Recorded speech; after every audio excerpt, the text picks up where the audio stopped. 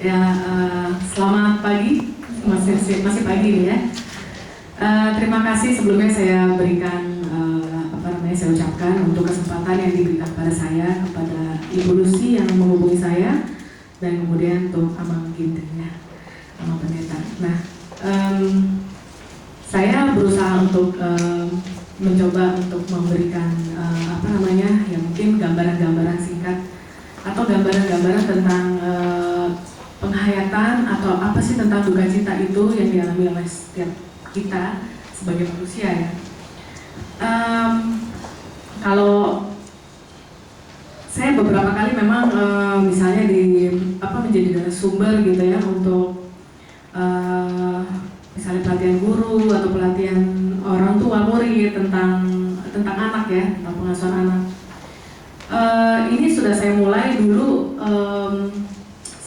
sebelum punya anak, jadi sebelum menikah dan punya anak. Nah dulu waktu saya pertama kali membawakan itu di sekolah itu alma mater saya di sekolah Mersudiri ini. Nah waktu itu ketika saya membawakan ada yang saya belum hamil dan kemudian pas lagi hamil juga saya membawakan. Berbedanya adalah ada perasaan akhirnya saya memiliki anak dan saya bisa menerapkan dulu pada anak saya. Dan setelah itu semakin banyak yang bisa saya sampaikan memang tentang anak, tentang pengasuhan anak dan sebagainya.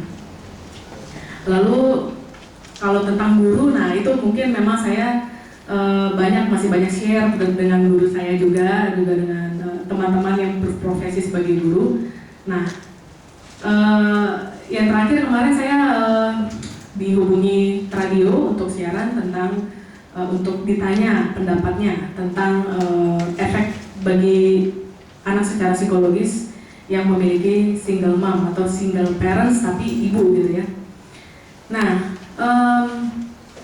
terus terang di Twitter juga saya sampaikan saya tidak mengalami menjadi single parents, tapi saya berusaha untuk memahami dan saya di luar untuk mengatakan bahwa idealisme saya dalam prinsip spiritualisme ataupun keyakinan kita sebagai orang Kristen, tentu kita tidak menyetujui adanya perceraian, tapi tidak saya sampaikan. Maka saya mengatakan saya belum pernah mengalami, saya tidak mengalami juga di dalam keluarga, tapi saya berusaha memahami. Nah, tapi untuk duka cita, ini saya mengalami. Maka sebelumnya saya mau bertanya, apakah ada di antara Bapak dan Ibu sekalian yang belum pernah mengalami duka cita karena kehilangan anggota keluarga? Belum ya? Anggota keluarga yang terutama anggota keluarga inti. Ada yang belum? Mungkin sedikit sekali ya? Mungkin sedikit ya? Bukannya mensyukuri atau gimana ya, tapi karena di sini memang konteksnya kita akan mendampingi orang yang mengalami kesedihan yang bagaimana? Kesedihan yang berbeda. Bisa dibilang ini adalah major life events atau maksudnya peristiwa kehidupan yang besar. Kalau ada peristiwa-peristiwa hal-hal yang mengakibatkan stres ya, salah satu yang paling tinggi tingkatnya adalah ini. Nah, ya bukan kebetulan, saya mengatakan bukan kebetulan bahwa saya juga sudah pernah mengalami, yaitu saya kehilangan kakak saya sendiri, kakak kandung. Nah, ya saya lebih suka untuk share juga supaya kita bisa sama-sama menghayati ya. Kalau Bapak Ibu sendiri melihat saya masih muda, kakak saya juga masih muda waktu meninggal. Dia belum menikah, meninggal tahun 2011. Proses meninggal, nah ini kematian itu ada yang dalam waktu cepat atau sudden, seperti yang terjadi misalnya dalam proses kecelakaan, dan ada juga yang mungkin efek atau dampak dari penderitaan atau sakit yang cukup lama. Itu kita tahu. Nah, ada juga yang tiba-tibanya tuh ya pokoknya di luar pemikiran lah gitu ya, bisa macam-macam. Nah, kakak saya sudah menjadi dokter, seorang dokter, Beliau mengalami kecelakaan pada waktu dia sedang studi masih di tingkat awal, tingkat 2. Jadi dia mengalami yang namanya ngelamun. Jadi dia kecelakaan waktu lagi menyeberang di depan FKUI, kedokteran UI ya, di Salemba. Nah setelah itu dia kecelakaan, jadi kakinya timpang, sempat lumpuh maksud saya. Jadi sebelum akhirnya dia bisa berjalan lagi itu sempat lumpuh beberapa bulan, lalu dilakukan fisioterapi terus, jadi memang dipasang pen. Nah kecelakaan itulah awal dari depresi yang dialami. Di sini ada dalam mengalami kecelakaan ada yang bisa berdampak menjadi berdampak menjadi depresi karena dia mengalami kehilangan kemampuan. Mungkin pada awalnya dia merasa mungkin tidak bisa berjalan lagi nantinya. Puji Tuhan memang dengan fisioterapi yang sangat intens dan yang dilakukan oleh ibu saya sendiri, ya akhirnya bisa ya, walaupun timpang. Tapi kejadian itu sudah merenggut optimismenya. Dia itu satu-satunya yang memperoleh PMDK dari sekolah unggulan di Jakarta. Jadi kalau untuk masalah kecerdasan tidak diragukan. Dari SMA Negeri 8 yang sekolah favorit itu ada 2 yang dicalonkan untuk mendapat PMDK, yaitu masuk tanpa tes.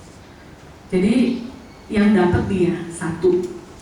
Tapi temannya juga masuk kedokteran yang finalisnya. Nah, itu adalah sebuah kebanggaan besar. Jadi waktu masuk pun dia bisa menjalani itu dengan IP yang baik 3,8, hampir sempurna. Lalu setelah kejadian kecelakaan itu kemampuannya ya hilang dalam arti emosional, depresi, tertekan itu merenggut semuanya. Maksudnya membuat dia tidak bisa lagi berfungsi optimal. Nah, setelah kejadian itu sebenarnya kita sebagai keluarga itu sebenarnya sudah mulai mengalami kehilangan. Ini setelah saya merefleksikan ya. Maksudnya ya dari diskusi saya dengan orang tua gitu.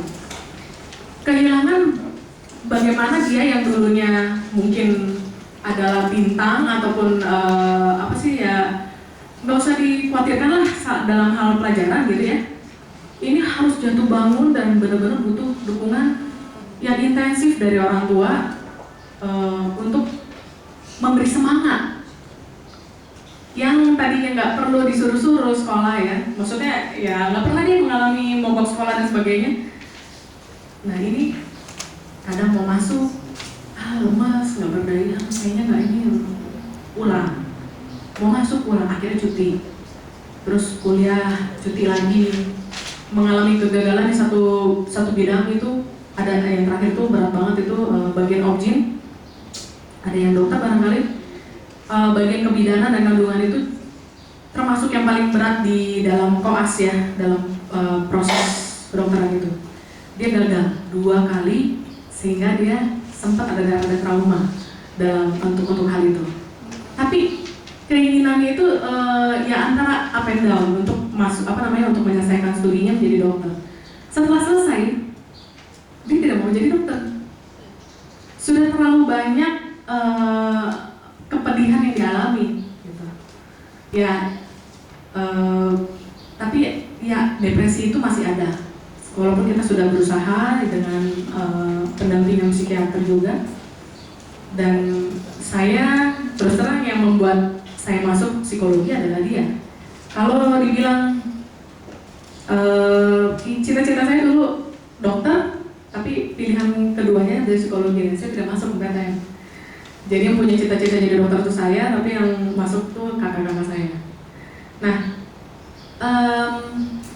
selama saya menjalani proses studi psikologi itu sebenarnya lebih dalam usaha saya untuk mengerti, memahami, walaupun saya merasakan juga beban untuk mungkin bisa berkontribusi buat pemulihan dia. Dan saya up and down dalam hal ini, maksudnya tidak mudah juga karena ada keterlibatan emosional. Kalau misalnya kita mendampingi orang anggota keluarga kita yang mengalami masalah yang sudah terkait dengan psikologis ataupun kejiwaan, itu tidak mudah.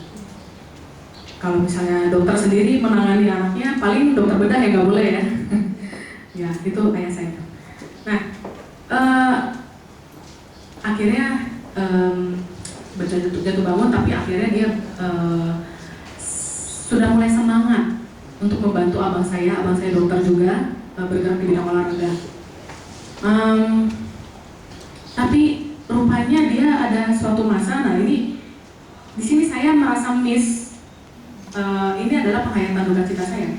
Jadi dia mungkin ada sesuatu yang dialami lagi dan dia ngelamun lagi, yang sudah rada-rada semangat, dan kita nggak begitu ngeh gitu keluarga. Ngelamun lagi dan kecelakaan lagi. Jadi kecelakaan, dia terserempet dan dia mengakunya tidak apa-apa. Memang robek ya. Cuma langsung segera diobati karena ayah saya dokter. Tapi kelihatannya dia fine. Lalu beberapa hari kemudian dia ditemukan sudah meninggal oleh ibu saya. Jadi saya tidak memiliki kesempatan untuk say goodbye. Itu adalah buat saya cukup sudden. Buat orang tua juga. Tapi mungkin ya karena mereka sehari-hari bertemu juga, ya mungkin ada interaksinya. Tapi yang jelas nggak ini. Walaupun di beberapa waktu sebelumnya itu dia ada proses minta maaf lah sebagainya, mungkin udah tahu. Nah, jadi apa yang saya alami setelah itu, ya shock. Jadi ini adalah reaksi-reaksinya ya. Di situ ini kan. Apa yang dialami setelah mengalami kepergian orang yang kita kasihi? Mungkin reaksi pertama shock dan tidak percaya. Waktu saya terima telepon itu, yang telepon abang saya, dia kedengaran seperti agak nangis itu masih teringat lah.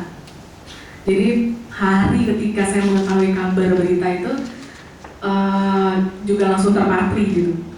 Suaranya mungkin bukan nangis sih, tapi seperti terisak. Kakak sudah pergi gitu ya, meninggal gitu. Nah itu shock sekali. Maksudnya apa nih? Sempat ada walaupun sedikit, tapi ya bercanda kali nih ngerjain atau gimana gitu ya. Tapi sebagian besar dalam diri saya menganggap itu itu pasti benar. Setelah shock, ya mungkin kita dipenuhi oleh ingatan akan orang tersebut, emosi negatif yang lebih. Kenapa? Karena saya kan tidak tinggal serumah. Jadi bagaimana ingin segera melihat, terus mengingat-ingat ya seperti itu. Wah ini kemarin kok kayaknya nggak ada tanda-tanda, tapi memang sih setelah beberapa saat baru saya mengingat dia menghubungi waktu itu ya, bilang minta maaf. Maaf ya, maaf kenapa sih gitu ya.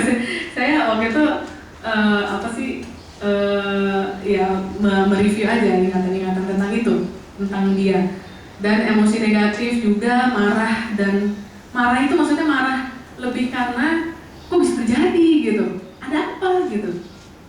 Dan ketika mengetahui cerita ini juga saya marah juga kan, kenapa nggak langsung segera diperiksakan, kenapa kok percaya dibilang baik-baik aja gitu. Jadi ada rasa marah karena saya tidak ada di situ dan juga ya tidak sempat. Terus kemudian mendengar ceritanya, oh seperti ini prosesnya gitu.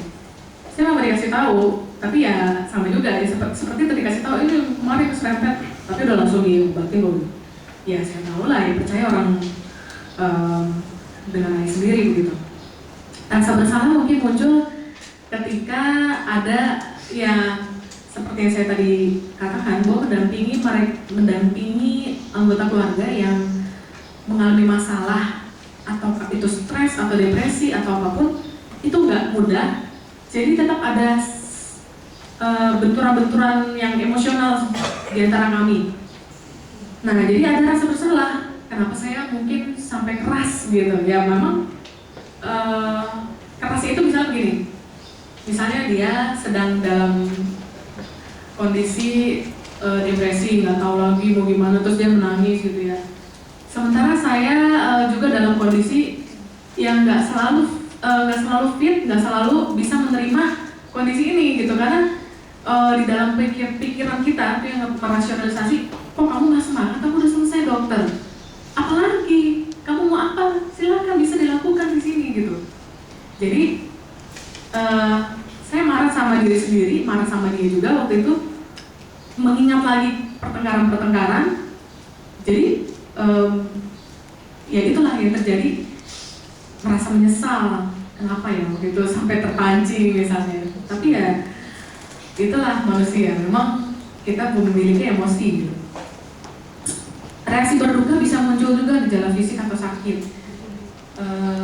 Ini saya tidak mengalami, tapi mungkin ada yang jadi lemas sekali, terus atau diare, ya sakit perut, sakit kepala yang sangat. Reaksi fisik ini mungkin dialami oleh ayah saya. Jadi waktu itu ya dia sakit perut lah, dan kemudian dia merasa jantungnya dan sebagainya, tapi masih kuat, maksudnya sampai sekarang masih. Memang akan melalui masa kehilangan dan kembali pada aktivitas sehari-hari. Jadi ini grief work. Jadi ketika setelah kita mengalami masa duka cita, kita akan melakukan hal-hal ini, yaitu membebaskan diri, membebaskan diri secara emosional, ya maksudnya ya sudah, berarti secara emosi ya kita tidak lagi berinteraksi dengan dia, dengan orang yang sudah pergi ini, menyesuaikan diri tanpa keberadaannya, dan akan kembali pada aktivitas sehari-hari untuk mungkin membentuk relasi yang baru. Nah, seperti ini, misalnya membentuk relasi yang baru. Sejak dia menunjukkan gejala depresi, saya sebagai adik cenderung lebih harus memahami dia sebagai kakak. Jadi sebenarnya saya sudah cukup lama kehilangan figur kakak perempuan. Kalau kakak laki-laki sih ada.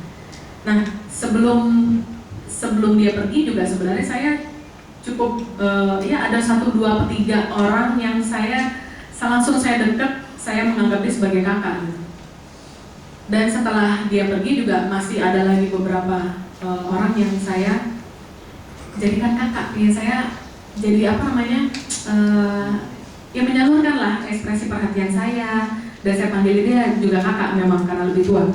Jadi hari ini apa kabar dan sebagainya. Jadi membentuk relasi baru itu adalah grief work. Nih, duka yang tidak terselesaikan. Jadi ada 2 rasa duka cita itu, yang terselesaikan atau yang tidak terselesaikan. Yang tidak terselesaikan ya kalau kita masih mengalami emosi itu sampai jangka waktu yang cukup lama. Kemudian kita mungkin, atau sebaliknya kita pendam. Kita mungkin pendam dalam arti tidak mau menunjukkan duka cita, padahal sebenarnya sangat tersiksa gitu dengan perasaan itu.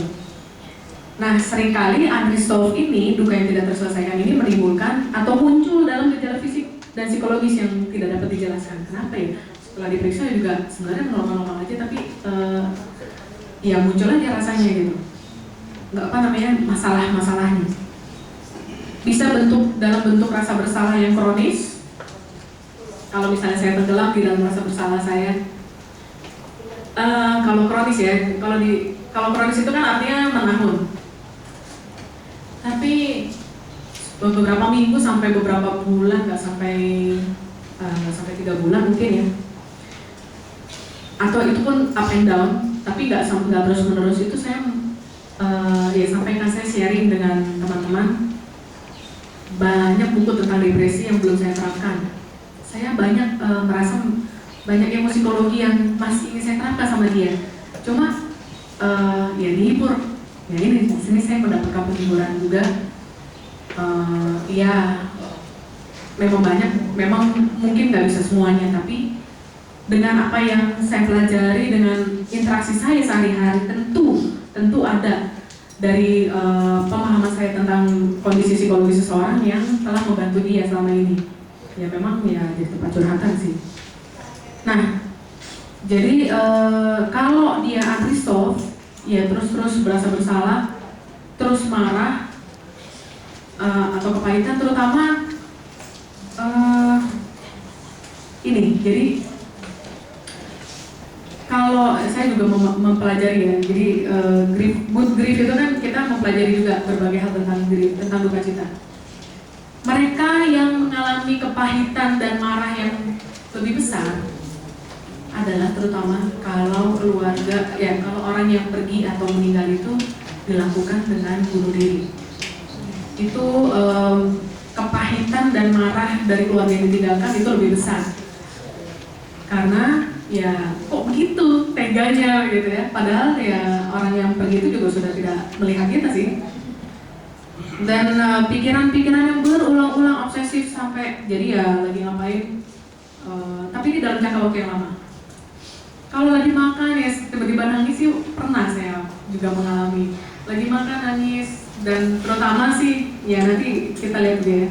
Yang pasti kalau ada di di momen-momen yang mengingatkan saya dengan dia, cenderungnya untuk menangis, termasuk saat ini.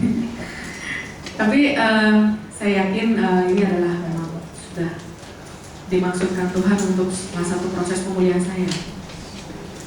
Ciri fisik yang muncul, sulit untuk tidur, ya terbayang. Mungkin berat badan bisa bertambah atau menurun ya karena terkait dengan selera makan ya. Bisa bertambah atau bisa juga jadi selera makan. Kehabisan energi dan sebagainya. Ini adalah masalah-masalah fisik atau ciri-ciri fisik yang muncul. Ada yang langsung serangan jantung juga, gangguan pencernaan. Nah, mereka yang tinggal sendiri atau tanpa teman ini yang memang akan lebih mudah atau cenderung rentan mengalami gejala fisik. Jadi kalau misalnya ada orang-orang yang Anda dampingi, mereka yang tinggal sendiri, ya dia cenderung akan lebih mudah untuk mengalami luka yang tidak terselesaikan. Terutama kalau dia tidak segera kembali ke aktivitas sehari-hari. Pria duda kebanyakan, ini adalah statistik aja ya, kebanyakan mengalami masalah kesehatan setelah kehilangan istri.